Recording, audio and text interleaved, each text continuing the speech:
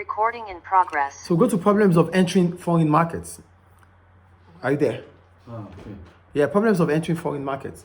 1, lack of knowledge. The business may not be aware of competitors or habits of consumers in these markets. For example, where do most people do their shopping? So one of the problems about entering a new market, we're talking about taking your product abroad now, expanding your sales.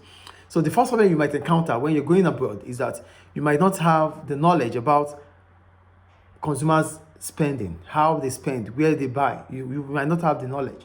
So you lack information about consumers' attitude, consumers' way in that country. Yeah. So that's why you might use agents. Because agents, that's why you might use agents. Because agents have knowledge about that market you are coming into. Yes. So that's the first problem. 2, cultural differences. Religion or culture may mean that some products won't sell in another market. For example, alcohol products will not be sold in most Middle Eastern countries.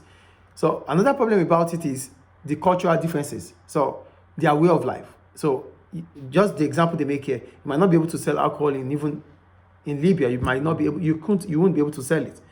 So any business that is coming should understand the culture of the Libyans before it brings its products. That's the second reason. The third one, exchange rate changes.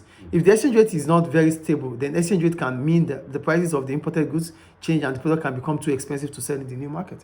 So if the exchange rate is higher, if it's falling, then price of imports increases. Yes. You understand? Price of imports increases, which might not be good for the products, for the business. Import restrictions. So there might be tariffs or quotas. So these are regulations these are trade restrictions that might affect your business going into the new market. Increased risk of non-payments. Method of payment may be different in this new market, and it may be more difficult to be certain that payments for imported goods will be made. So their method of payment, how do they make payments in this country? Do they use cards or they are not? Is it about cash? So these things are also important. You have to understand their monetary policy. Yeah, You need to understand their monetary policy for you to be able to sell there. Increased transport costs. So as products have to be transported over long distances, the cost of getting products to market will increase. However, there have been benefits from using. So transportation is another point that you have to think about. Where is your product going to be situated? Is it far away from the channel of distribution, or is it far away from customers? You need to understand this because you have to cover the cost of coming to the new market. At the beginning, you have to cover all these costs. Yes. So these are problems you might encounter entering a new market abroad. I think it's clear. Yes. Why didn't they say the competitor? Like if it's competitor?